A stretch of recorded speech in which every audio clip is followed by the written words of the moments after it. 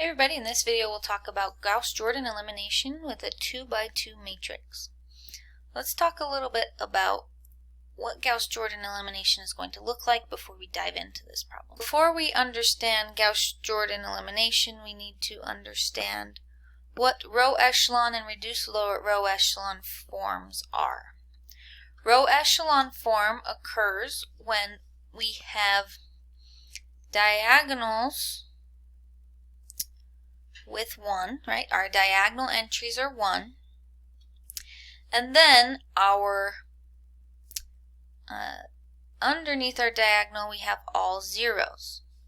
You can see that's the same with a three equation system.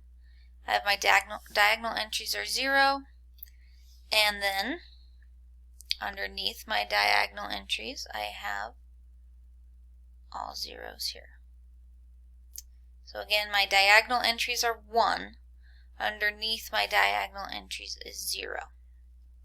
For reduced row echelon form, this is where I have a diagonal entries are all 1, and then below my 1s and above my 1s are all zeros. So here are all my zeros in the bigger matrix, and my diagonal entries are 1. So we can see the difference here between row echelon and reduced row echelon form, which is nice. Now why are these beneficial? So from this form I could say, hey, this means that 1x plus 5y equals 3, and that y equals 6. So I've solved for one of my equations, which means I can then plug in my y here into this equation and solve for x. Reduced row echelon form is nice because this just says, well, x equals 6 and y equals negative 10. So reduced row echelon form gives me my solution straight. Row echelon form requires some plugging in, but is also still a beneficial form to get to.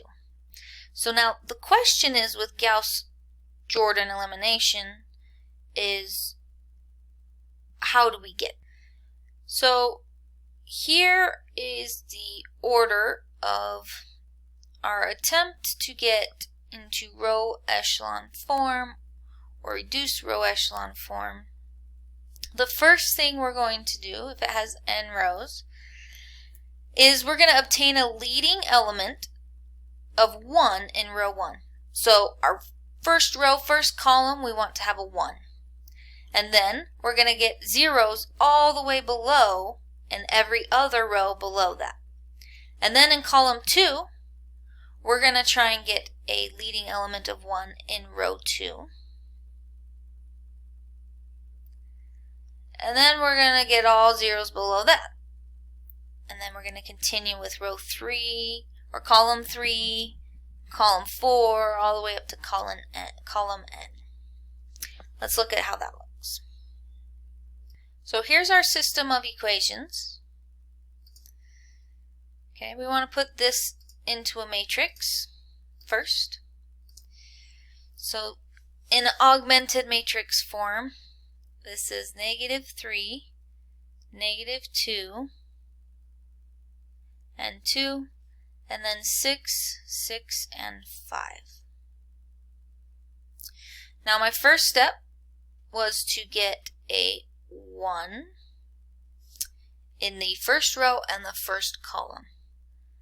So how am I going to get a 1 in the first row and the first column? Well, I'm going to take negative 1/3 times row 1, then I'm going to replace that with row 1. So I do an elementary row operation on this matrix. Negative 1/3 row 1, replace with row 1. So negative 1/3 row 1, negative 1/3 times negative 3 is 1. That's why I wanted to do this here. Negative 1/3 times negative 2 is a positive 2/3. And then negative 1/3 times 2 again is a negative 2/3. And then row 2 hasn't changed at all. Now what was my next step? I needed to get zeros below the 1. So this I want to turn in to 0. But how can I turn that into 0? If I take negative 6 times row 1 and I add row 2. So what am I doing? I'm basically using row 1 to eliminate my x variable, right? Just like if I was using these two equations here. The reason we get 1 here first is to make this elimination a little easier, and we're going to replace that with row 2. So negative 6 row 1 plus row 2, I'm going to kind of do this a little bit of side work here. Negative 6 row 1 is negative 6, and then negative 6 times 2/3 is negative 4. And negative 6 times negative 2/3 is a positive 4.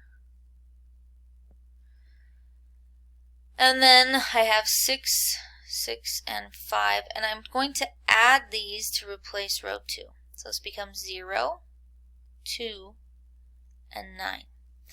So my new row 2 is 0, 2, 9, and I still haven't done anything with row 1 up to this for this step.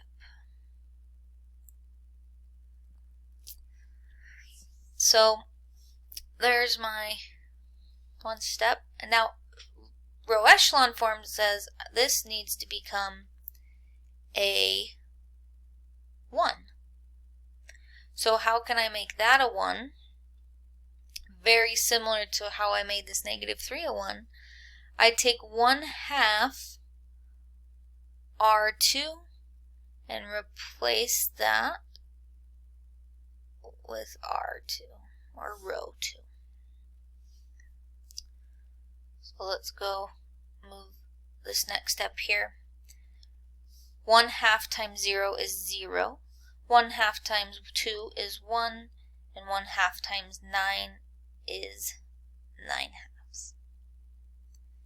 And then row 1 is 1, 2/3, and negative 2/3. So now I need to try and get a 0 here to get it to reduced row echelon form. How do I do that? If I take negative 2/3 times this 1 and add these together, I'll end up getting a 0 here. So negative 2/3 times row 2 plus row 1, and we're going to replace that whole thing with row 1.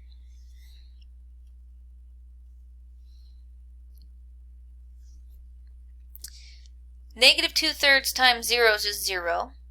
0 plus 1 is 1. Remember, I'm placing row 1 here. Negative 2/3 times row 1 is negative 2/3. Plus 2/3 is 0. That's why I did this one. And then negative 2/3 times 9/2 plus negative 2/3 is negative 11/3. And I can show that work off to the side here. So I get 9/2 times negative 2/3 plus negative 2/3. We will eventually get negative 11/3. And then 0, 1, and 9/2. So how do we solve for this system? Well, reduced row echelon tells us that x equals -11/3 and y equals 9/2. So matrices really are just a nice, clean way to show all of the solving that we can do with systems of equations in a new form where we're not having to write all of the x's, y's, or z's out. So there's one example of Gauss-Jordan elimination.